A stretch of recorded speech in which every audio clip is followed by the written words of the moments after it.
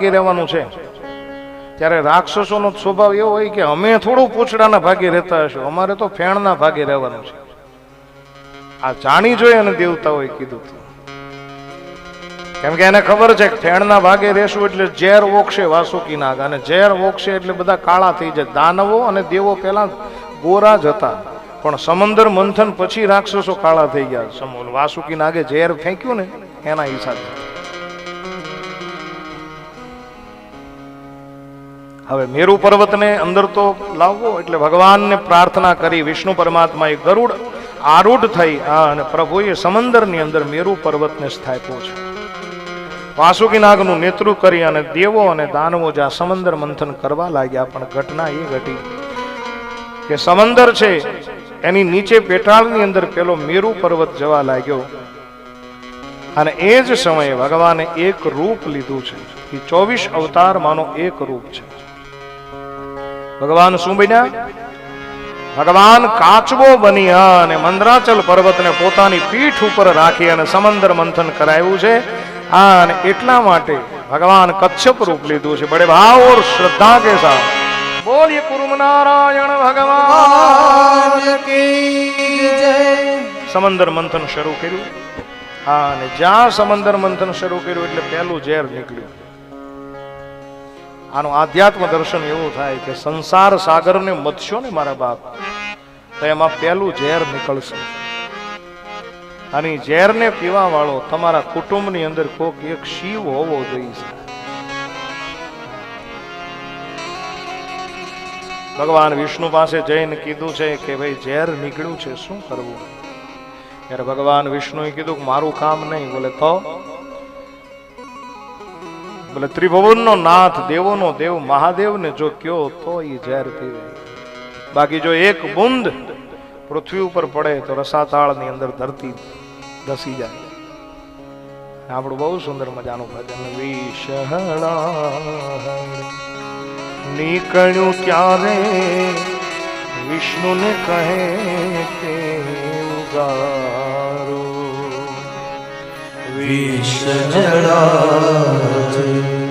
જ્યારે નીકળ્યું ત્યારે વિષ્ણુને કહે ઉગારો. અરે વિષ્ણુ કહે કામ કઠણ છે. વિષ્ણુ કહે કામ કઠણ છે. માટે શિવજીનું શરણ સ્વીકારો રે સદા. હવે આશરો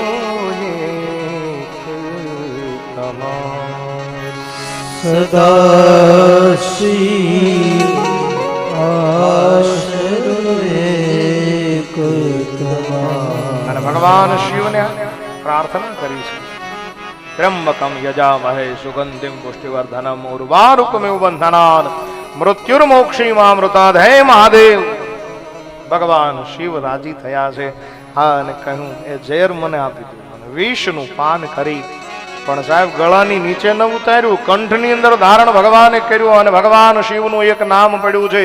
બોલીએ નીલકંઠ મહાદેવ. ત્યારબાદ રત્નો નીકળ્યા છે, એ આપસમાં વેચ્યા છે. ત્યારબાદ કામધેનુ ગાય નીકળી છે, એ ઋષિઓને પરોપકાર અર્થે આપી છે. વળી સમંદર મંથન કર્યું. ઉચ્ચૈશ્રવા નામનો અશ્વ નીકળ્યો છે, એ દૈત્યો લઈ ગયા છે. ઐરાવત હાથી નીકળ્યો, ઇન્દ્રને આપ્યો છે. અપ્સરા છે, એ દેવતાઓને આપી છે. પારિજાત નામનું વૃક્ષ એ સ્વર્ગની અંદર લઈ ગયા છે. કૌસ્તુભ મણિ ભગવાન વિષ્ણુ પરમાત્માએ રાખ્યો છે. વળી સમંદર મંથન થયું. સાક્ષાત લક્ષ્મીજી નીકળ્યા, એ સ્વયંવરથી વિષ્ણુ પરમાત્માને વેળે. હા, અને છેલ્લે મદિરા નીકળી, વારુણી નામની મદિરા નીકળી. દાનવો કહે છે કે અમને આપી દો. મદિરા પી અને મદોન્મત બન્યા છે. આને સમંદર મંથન શરૂ થયું અને છેલ્લે અમૃત નીકળ્યો. અને જેવું અમૃત નીકળ્યું, અમૃતનો કુંભ લઈ અને ધન્વંતરી નીકળ્યા છે. અને અમૃતનું કુંભ જોયો અને જપાજપી ચાલુ થઈ. અને એ જ ધન્વંતરીએ વિચાર કર્યો કે આવી રીતે થશે તો આ હું સરખી રીતે વહેંચણી નહીં કરી શકું. અને એ જ ભગવાને મોહિની અવતાર ધારણ કર્યો છે. ભગવાન સુંદરી બન્યા છે. અદ્ભુત રૂપ છે. અને રાક્ષસો આ રૂપની અંદર લાલાયિત બન્યા છે અને વશમાં કરી અને ભગવાન મોહિની આજે એવું કહે છે કે તમામ લોકો લાઈનમાં બેસી જાઓ, ઉપરનું જે આછું અમૃત છે એ હું દેવતાઓને પાઈ દઉં, નીચેનું ઘટ અમૃત છે એ મારે તમને પાવાનું છે. ત્યાં તો ડાયા ડમરા થઈને બેસી ગયા. હું ઘણી વાર હું કહું કે આ હું છાશ હતી કે ઉપર આછી હોય નીચે ઘાટી હોય, પણ આજ ભગવાન મોહિની સ્વરૂપે છલકપટ કરે છે. લાઈનમાં બધાને ગોઠવી દીધા. એક બાજુ દેવોની લાઈન, એક બાજુ દાનવોની લાઈન છે, પણ સૂર્ય અને ચંદ્રની વચ્ચે રાહુ બેઠો છે. ભગવાન તમામને અમૃત પાતા જાય, લટકા કરતા જાય. દાનવો આ બધું જોવે છે કે હમણાં અમારો વારો આવશે, હમણાં અમારો.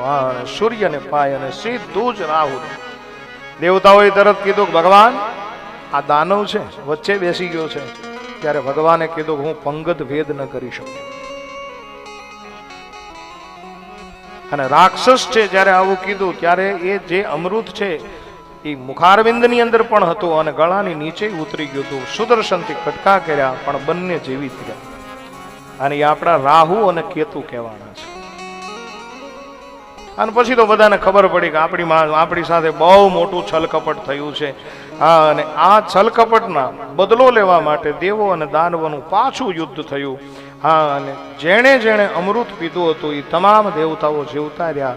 અને દાનવોનો નાશ કર્યો છે. સ્વર્ગની સત્તા પાછી દેવોની પાસે હતી. પણ દૈત્યોના ગુરુ શુક્રાચાર્ય છે એણે સંજીવની નામની વિદ્યાનો પ્રયોગ કરી અમુક રાક્ષસોની ઉપર છંટકાવ કર્યા અને જગાડ્યા છે, સજીવન કર્યા છે.